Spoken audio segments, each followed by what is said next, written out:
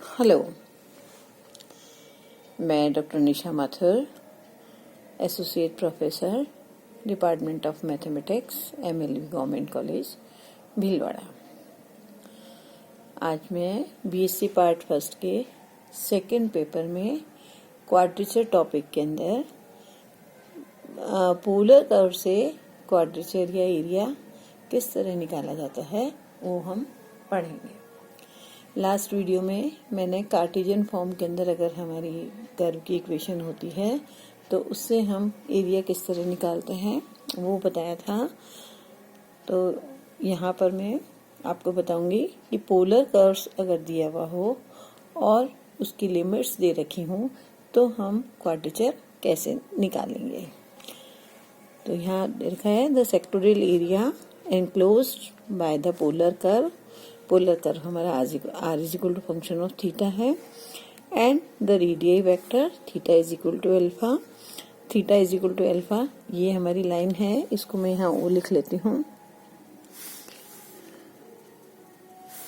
ओ A जो कि initial line x के साथ अल्फा एंगल बना रही है और ये जो कर्व है ये r is equal to function of theta है। तो r is equal to function of theta and the radii vector theta is equal to alpha. तो ओ ए जो रेडियई वेक्टर है वो theta is equal to alpha को represent कर रही है and theta is equal to beta इस ये वाला एंगल बीटा है। तो ये ओ बी जो रेडियस वेक्टर है उसकी इक्वेशन है theta is equal to beta. यहाँ alpha is less than beta है क्योंकि यहाँ अल्फा की लोअर लिमिट लगा रखी है, तो alpha is less than beta. तो ये जो हमारा एरिया आएगा bounded by radius vector O A O B और ये हमारा plane curve r is equal to function of theta, इसका हमें एरिया निकालना है। तो इसके दो साइड में तो हम ये देख रहे हैं कॉर्ड है और तीसरी साइड हमारा आर्क है।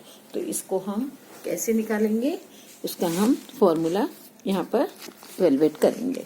तो वो फॉर्मूला है, हमने कार्टेशियन में मैंने पूरा प्रोसेस बता दिया था कि हम कैसे निकालेंगे। वही है सेम जैसे वहां पर हमने x एक्सिस और y एक्सिस के पैरेलल लाइन ली थी।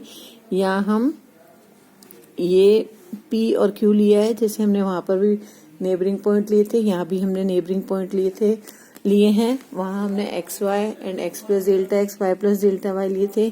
यहाँ P पॉइंट के कोऑर्डिनेट r थीटा और Q के r plus delta r and theta plus delta theta लिया है। और सेम वही प्रोसेस अपनाते हुए हमने इसको निकाला।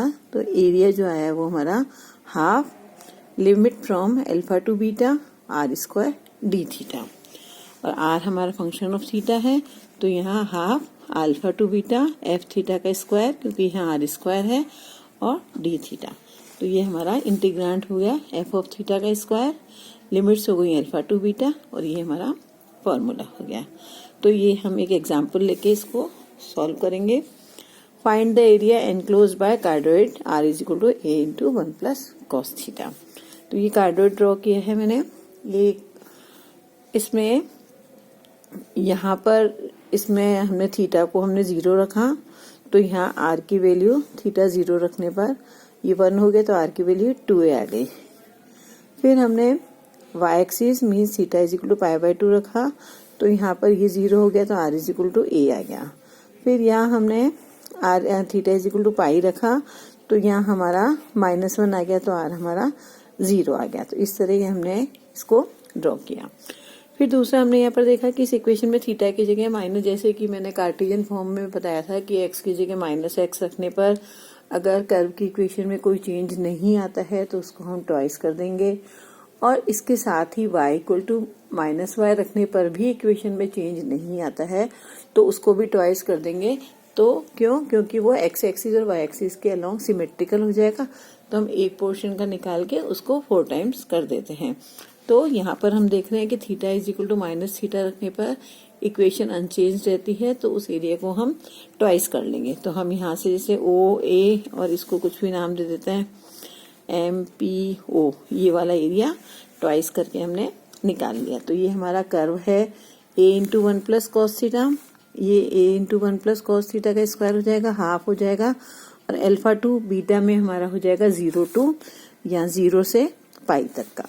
तो ये मैंने निकाला है यहाँ पर area of the cardioid is equal to twice, फिर ट्वाइस तो किस लिए, क्योंकि ये एक्स एक्सिस या इनिशियल लाइन के अलोंग सिमेट्रिकल है तो ट्वाइस कर लिया, और हाफ किस लिए कि हमारी ये फॉर्मूले के अंदर है half r square d theta, और आर स्क्वायर क्या है a into 1 plus cos theta, तो ए स्क्वायर हो गया 1 प्लस कॉस थीटा का स्क्वायर डी थीटा हो गया।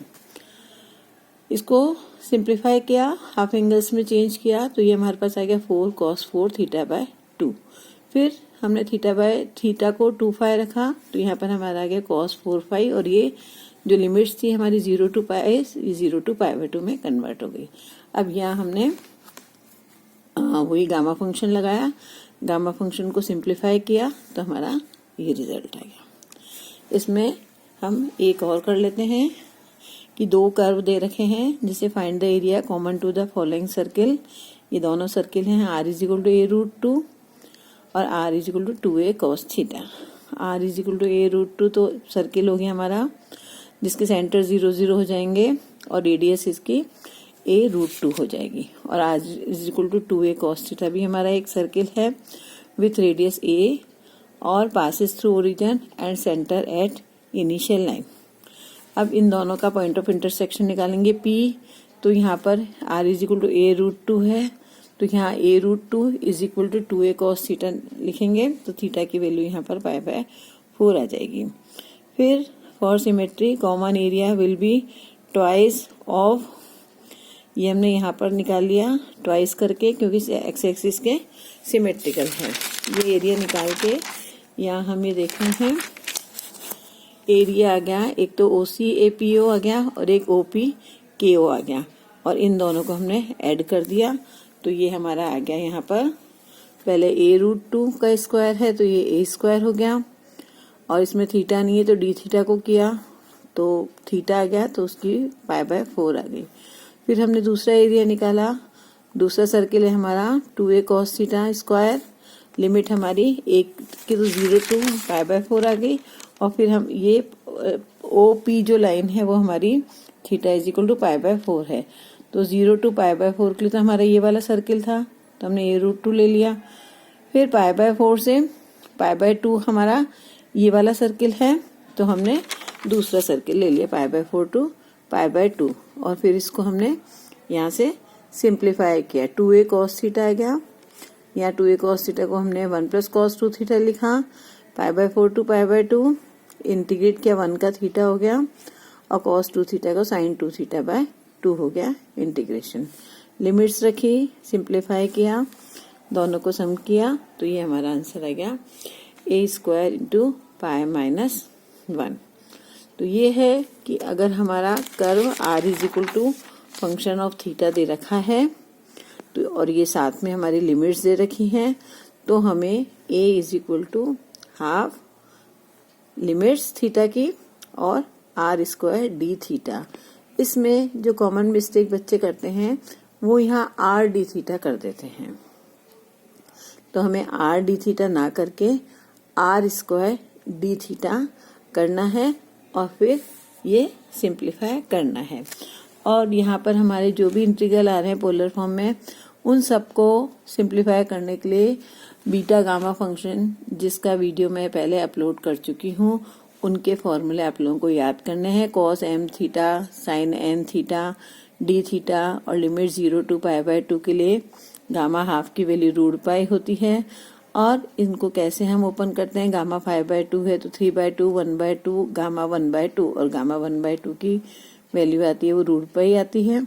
तो ये फॉर्मूले, इसीलिए मैंने बीटा गामा फंक्शन का वीडियो पहले अपलोड किया है, आप उसको पढ़ो, जिससे कि आपका ये सिंप्लीफिकेशन में या इंटीग्रल को सॉल्व करने में इसकी मदद मिल सके। और साथ में ये भी हमें हमेशा ध्यान रखना है कि जब भी इस फॉर्मूले को हम यूज करें तो हमारी लिमिट जो है वो 0 टू पाई बाय 2 होनी चाहिए। जैसा कि हमारी यहाँ पर एक अभी सवाल किया था पीछे, उसमें नहीं थी तो हमने पहले उसको हाफ एंगल में कन्वर्ट किया, यही वाला सवाल है। 1 प्लस कॉस थीटा था तो इसको हमने हाफ, और लिमिट 0 टू पाई थी तो हमने इसको हाफ एंगल में चेंज करके और लिमिट भी चेंज की, तो वो 0 टू पाई बाय 2 आई है। तो ये चीज हमेशा ध्यान रखनी है कि अगर ये वाला फॉर्मूला अप्लाई करना है हमें गामा फंक्शन वाला, तो हमारी ये नहीं कि लिमिट कुछ भी है और यहाँ पर अगर cos m theta sin n theta है तो हम फॉर्मूला लगा लें, बिल्कुल नहीं। इसमें लिमिट का हमें हमेशा ध्यान रखना है कि लिमिट 0 to π/2 होनी चाहिए। Thank you.